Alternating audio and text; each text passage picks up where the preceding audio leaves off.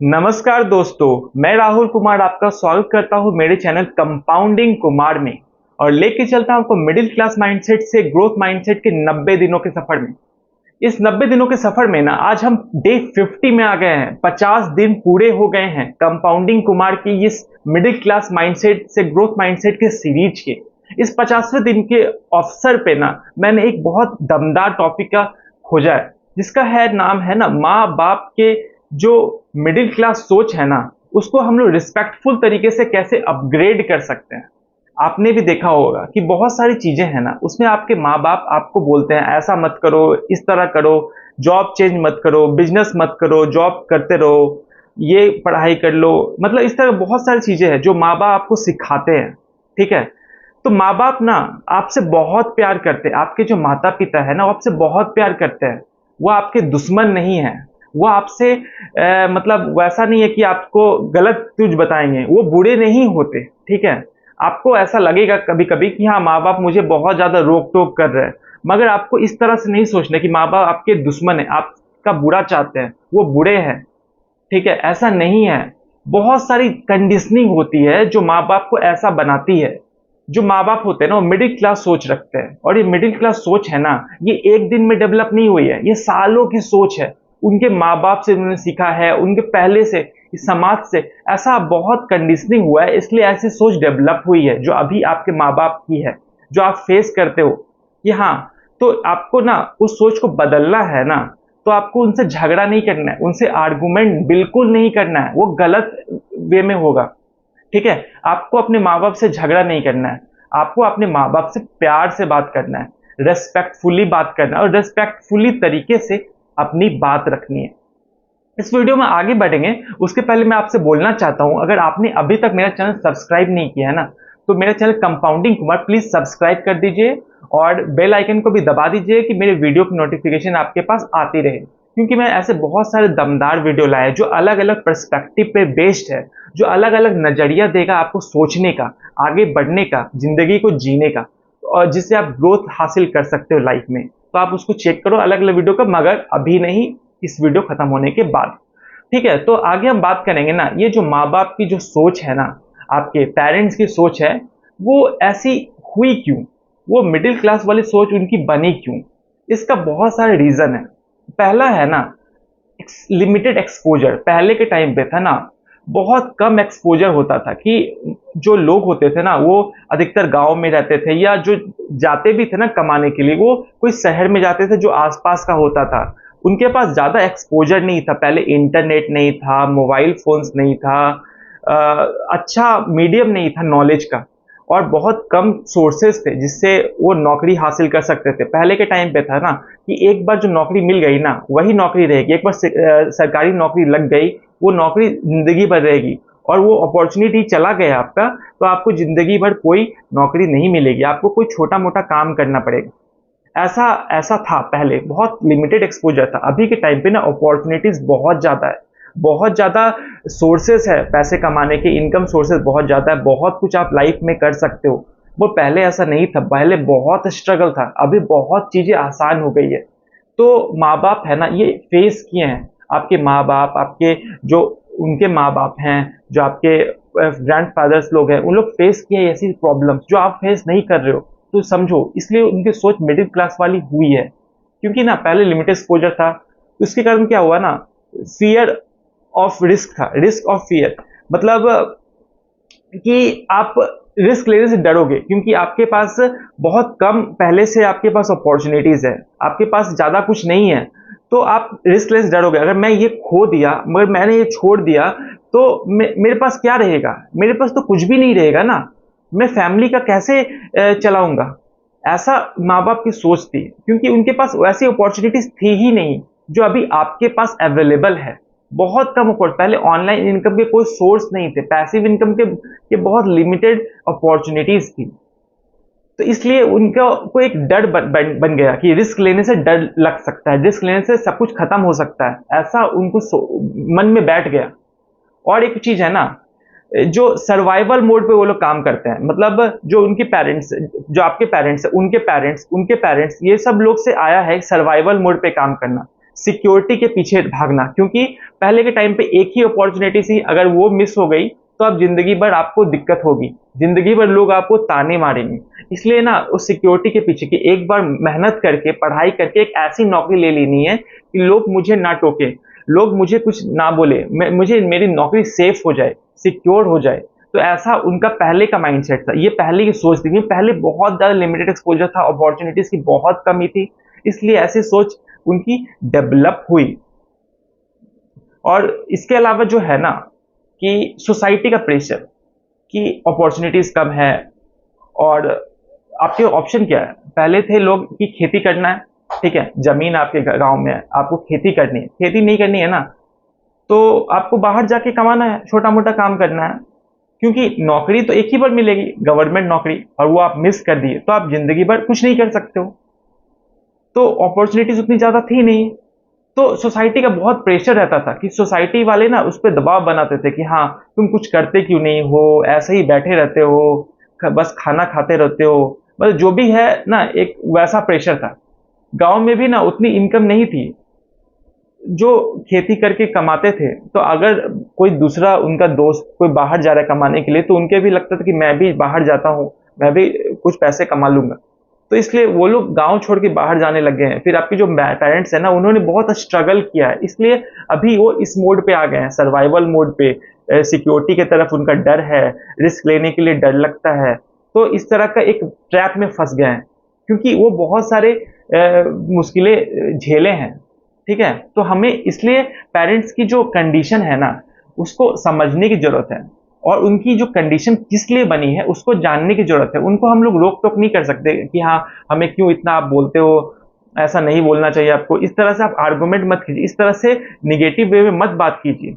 अपने पेरेंट्स से ना बहुत रिस्पेक्टफुल बड़ी तरीके में बात कीजिए। अगर आपको पता है कि हाँ, बहुत सारे भी इनकम सोर्सेस है, तो ऐसा हो सकता है ना कि शायद आपके पेरेंट्स को इसकी इंफॉर्मेशन नहीं है, इसलिए उनकी ये सोच है। तो आप पेरेंट्स को इन सब चीज़ों के बारे में बताओ, तो ज़्यादा वो जान पाएंगे ना। आप सोचो कि पेरेंट्स सब कुछ जानते ही है, तो ऐसा नहीं होता। बहुत सारी ऐसी चीज़ें हैं जो उनको भी नहीं पता होता है, जो आप अगर आपको पता है तो आपको उनको बताना चाहिए। और एक इमोशनल टच रखना चाहिए अपने पेरेंट्स से। आपको ना पेरेंट्स को क्रिटिसाइज नहीं करना है कि हाँ, आपको कुछ नहीं आता है, ठीक है, आपको कुछ भी नहीं आता है, इस तरह को बिल्कुल नहीं बोलना चाहिए। आपको पेरेंट्स को क्रिटिसाइज नहीं करना चाहिए किसी चीज़ के बारे में, आपको उसके जब इम्पेथाइज करना चाहिए। इम्पेथाइज करना चाहिए ना कि आपको पेरेंट्स की जगह पे खुद को रख के सोचना चाहिए। आपको अगर उतनी लिमिटेड एक्सपोजर मिलती, आपको कुछ भी नहीं मिलता, इंटरनेट नहीं मिलता, मोबाइल फ़ोन नहीं मिलता, कुछ भी इंफॉर्मेशन नहीं मिलती, तो कैसे आप जीते? क्या कर पाते आप? क्या सोच आपकी रहती? आप खुद पेरेंट्स की जगह पे खुद को रख के देखो, फिर आपको पता चलेगा कि हाँ, पेरेंट्स की कंडीशन क्या है, पेरेंट्स की मुश्किलें क्या थी। आप क्रिटिसाइज करना बहुत आसान है पेरेंट्स को कि हाँ, आप रोक टोक करते रहते हो, आप इस तरह से बात करते हो मुझसे, मगर आपको ऐसा नहीं करना है। आपको उसकी जगह पे रख के सोचना है, ठीक है। गलती आपके पेरेंट्स की नहीं है, गलती आपकी है। अगर आप अपने पेरेंट्स को नहीं समझ पा रहे हो, अगर आप पेरेंट्स से सोचते हो, उनको बुरा समझ रहे हो, अपने पेरेंट्स को आप गलत समझ रहे हो ना, तो गलती आपकी है, आपके पेरेंट्स की बिल्कुल गलती नहीं है। क्योंकि उनके पास ना इंफॉर्मेशन उतनी नहीं थी, उनकी कंडीशनिंग जो हुई ना, वो अलग तरीके से हुई है। जो उसके टाइम की वो अलग टाइम था, उस टाइम पे ना इतना कुछ अवेलेबल नहीं था, इसलिए वो वैसी कंडीशनिंग अभी है। इसलिए वो डरते हैं कि मेरा जो बच्चा है वो कहीं बिगड़ ना जाए, मेरा बच्चा गलत रास्ते पे ना चलाए, मेरा बच्चा भूखे ना मरे। ये सोचते हैं आपके पेरेंट्स। आपके पेरेंट्स ना आपकी बहुत केयर करते हैं, आपको भी समझने की जरूरत है। आपको ना अपने पेरेंट्स से बात करने की जरूरत है, उनसे बात करो, क्या अपॉर्चुनिटीज अवेलेबल है, उनसे बात करो रिस्पेक्टफुली। और सबसे पहले ना आपको लिसनिंग पावर अपनी बढ़ाने की जरूरत है। आजकल का यूथ जो देखता हूं ना, जेन जेड, वो क्या है ना, ये सुनना ही नहीं चाहता पेरेंट्स के, इग्नोर करता है अपनी पेरेंट्स की बातों को, कि पेरेंट्स बहुत गलत तरीके से बात कर रहे हैं, पेरेंट्स रोक टोक करते रहते हैं। मतलब पेरेंट्स का ना एक गलत माइंडसेट बना लिया अपना, कि पेरेंट्स हमेशा उनको रोकते हैं, टोकते हैं, और उनका कुछ भी बुरा चाहते हैं, सब कुछ ऐसा सोचता है कि पेरेंट्स मेरे दुश्मन है, ऐसा भी सोचता है आजकल का जो यूथ है। ऐसा मगर नहीं है। जो पेरेंट्स है ना, आपके सच्चे दोस्त बन सकते हैं, आपके परफेक्ट पार्टनर बन सकते हैं, अगर आप उनको भी टाइम दोगे, उनके साथ बात करोगे, डिस्कस करोगे चीजों को, ठीक है। तो उनको ना बताओ, अपने पहले सबसे पहले अपने सुनो, फिर उनसे प्यार से बताओ। जो भी चीज़ आपको पता है, आप रिस्पेक्टफुली तरीके से बताओगे ना, तो ज़रूर सुनेंगे आपकी बात को। और मैं आपको बोलना चाहता हूँ ना कि अगर अपने पेरेंट्स का ना जो माइंडसेट है ना, वो चेंज करना चाहते हैं ना, तो आप कर सकते हो, उसको भी चेंज कर सकते हैं। जैसे बहुत सारे रियल लाइफ जो एग्ज़ाम्पल्स हुए, जो सक्सेसफुल लोग हुए ना, वो बहुत सारे ऐसे बैकग्राउंड से आए थे, जो मिडिल क्लास था, जो कि गरीब बैकग्राउंड से, मगर वो बहुत सक्सेसफुल बने, अपने पेरेंट्स के सोच को भी बदला। जैसे डॉक्टर एपीजे अब्दुल कलाम, उनके पिता ने एक मछुआरे थे, एक फार्मर थे, गाँव में रहने वाले थे, मगर वो जाके साइंटिस्ट बने, भारत के राष्ट्रपति बने, इतना कुछ हो पाया क्योंकि उन्होंने प्यार से बातें, उन्होंने कभी अपने पेरेंट्स को कोसा नहीं, पेरेंट्स को की कभी बेइज्जती नहीं की, कभी क्रिटिसाइज नहीं किया, हमेशा रिस्पेक्टफुली तरीके से बात किया। बहुत सारे ऐसे अभी एंटरप्रेन्योर्स बन रहे, स्टार्टअप्स हो रहे हैं ना, अगर आप पेरेंट्स को नहीं शेयर करोगे, पेरेंट्स समझते हैं, अगर आप उनको सक्सेस दिखाओगे ना, अपने छोटे-छोटे जीत दिखाओगे ना, विन्स दिखाओगे ना, वो समझेंगे। तो ऐसा होता है कि वो समझ जाते हैं।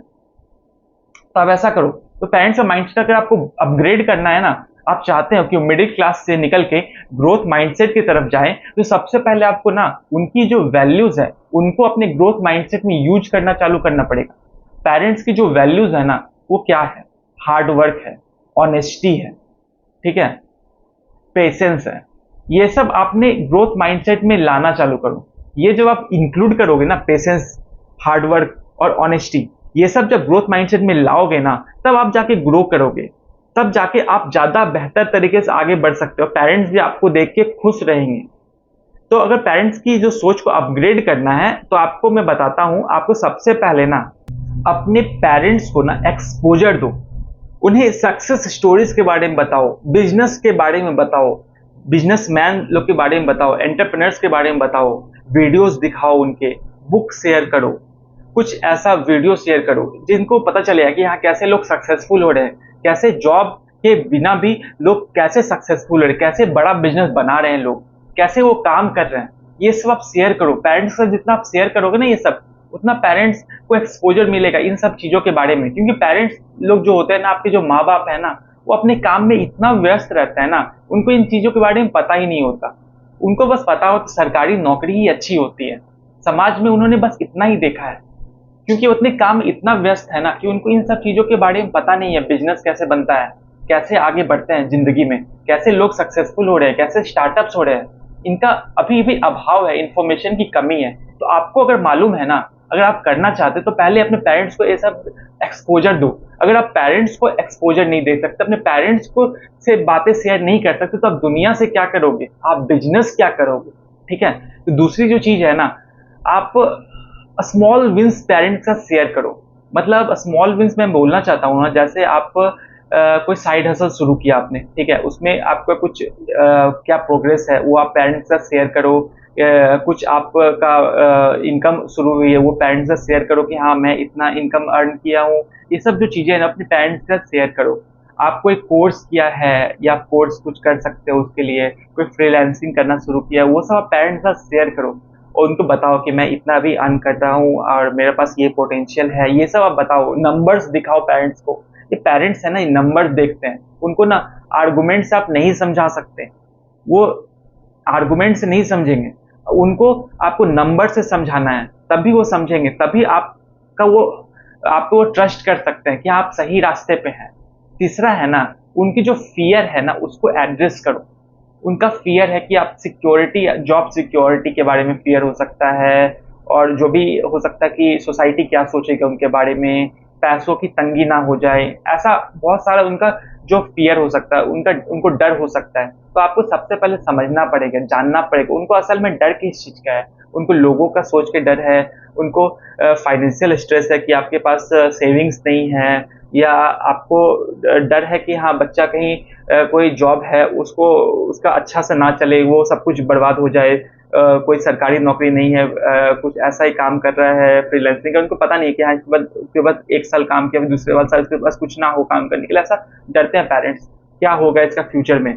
तो आपको पेरेंट्स को ना बताना पड़ेगा कि हाँ, जो आपको आप काम कर रहे हैं ना, इसमें इसका ये फ़ायदा है, आपने एक इमरजेंसी फंड बना के रखा है, जिससे आप कभी भी नुकसान में नहीं रहोगे और आप कभी भी बैकअप प्लान आपके पास एक रेडी है। आपको ना पेरेंट्स को ना चौथा चीज़ जो मैं बताना चाहता हूँ, पेरेंट्स को ना पॉजिटिव वर्ड्स में बताना है।